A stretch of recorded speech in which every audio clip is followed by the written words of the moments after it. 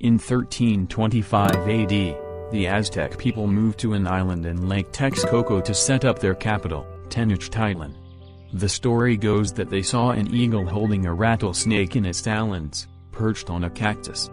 Believing this vision was a prophecy sent by the god Huitzilopochtli, they decided to build their new home on that exact site. And so the city of Tenochtitlan was founded. To this day, this story of their great migration from their legendary home of Aztlan is pictured on the coat of arms of Mexico. It is clear, then, that mythology and religion played a key role in Aztec culture. The Aztecs believed in a complex and diverse pantheon of gods and goddesses. In fact, scholars have identified more than 200 deities within Aztec religion. The Aztec gods were divided into three groups, each supervising one aspect of the universe: weather, agriculture and warfare. Here are 8 of the most important Aztec gods and goddesses. 1. Huitzilopochtli – the Hummingbird of the South, the father of the Aztecs and the supreme god for Aztec deities. Huitzilopochtli was intrinsically a Mexican deity with no clear equivalent in earlier Mesoamerican cultures. He was also the patron of war and the sun, and of Tenochtitlan. This intrinsically tied up the hunger of gods with the Aztecs. His shrine sat on top of the pyramid of Templo Mayor in the Aztec capital, and was decorated with skulls and painted red to represent blood. In Aztec mythology, Huitzilopochtli was engaged in a sibling rivalry with his sister and the goddess of the moon, Chalchiuhtlicue. And so the sun and the moon were in a constant battle for control of the sky. Huitzilopochtli was believed to be accompanied by the spirits of fallen warrior, whose spirits would return to earth as hummingbirds, and the spirits of women who died during childbirth. 2. Tezcatlipoca – the smoking mirror's rival as the most important Aztec god was Tezcatlipoca, god of the nocturnal sky, of ancestral memory, and of time. His nagual was the jaguar. Tezcatlipoca was one of the most important gods in post-classic Mesoamerican culture and the supreme deity for the Toltecs, now speaking warriors from the north. Aztecs believed that Huitzilopochtli and Tezcatlipoca together created the world. However, Tezcatlipoca represented an evil power, often associated with death and cold. The eternal antithesis of his brother Quetzalcoatl, the Lord of the Night, carries with him an obsidian mirror. In Nahuatl, his name translates to smoking mirror. 3. Quetzalcoatl – the feathered serpent. Tezcatlipoca's brother Quetzalcoatl was the god of winds and rain, intelligence and self-reflection. He plays a key role in other Mesoamerican cultures such as Teotihuacan and Maya. His nagual was a mix of bird and rattlesnake, his name combining the Nahuatl words for Quetzal, the emerald-plumed bird, and Coatl, serpent.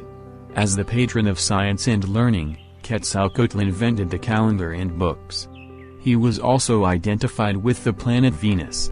With his dog-headed companion Tlaloc, Quetzalcoatl was said to have descended to the land of death to gather the bones of the ancient dead. He then infused the bones with his own blood, regenerating mankind. 4. Coatlicue – the serpent skirt. Venerated as the mother of gods and mortals, Coatlicue was the feminine god who gave birth to the stars and moon. Her face was made up of 2-fanged serpents, her skirt of interwoven snakes, and she wore a necklace of hands, hearts and a skull. Coatlicue was as feared as she was beloved, symbolizing the antiquity of earth worship and of childbirth. She was also associated with warfare, governance and agriculture. In Aztec mythology, Coatlicue was a priestess who was sweeping a shrine on the legendary sacred mountain Coatepec, when a ball of feathers fell from the sky and impregnated her. The resulting child was Huitzilopochtli, god of war. 5. Tonatiuh – the turquoise lord. Tonatiuh was depicted as a symbolic sun disk, or sometimes as a squatting man with a disk on his back. Tonatiuh was a nourishing deity who required sacrificial blood to provide warmth to the people. He was also the patron of warriors. In many post-classic Mesoamerican cultures, the hearts of sacrificial victims were seen as symbolic nourishment for the sun. Tonatiuh was the god most associated with ritual sacrifice. He needed the nourishment to defeat darkness on a daily basis. Soldiers would be tasked with defeating and rounding up prisoners of war, many of which would be chosen as sacrificial victims for him.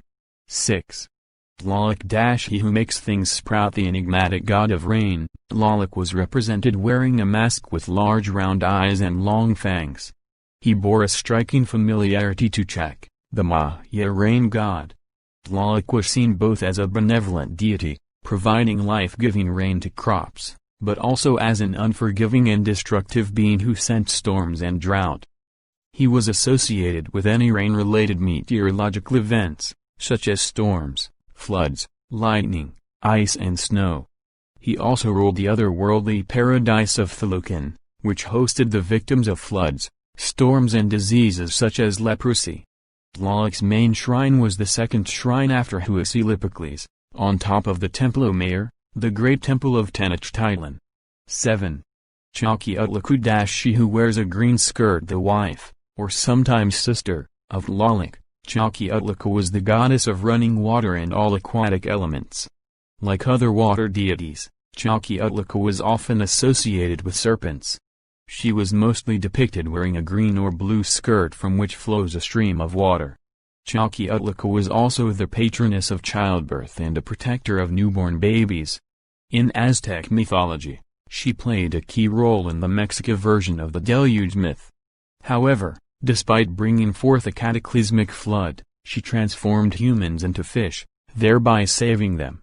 The festival of Chalchiuhtlicue usually involved rituals such as fasting, feasting, bloodletting and brutal human sacrifice, sometimes even including that of women and children. 8. Chalchiuhtlicue — our Lord the Flayed One. The god of agricultural fertility, Chalchiuhtlicue was usually represented wearing a flayed human skin symbolizing the death of the old and the growth of new vegetation. The gruesome-sounding Nahuatl moniker originated from the legend where the Aztec god flayed his own skin to feed humanity. Chalchiuhtlicue was usually venerated with human sacrifice, carried out during the March festival of Tezcatlipoca, which literally translates as flaying of men.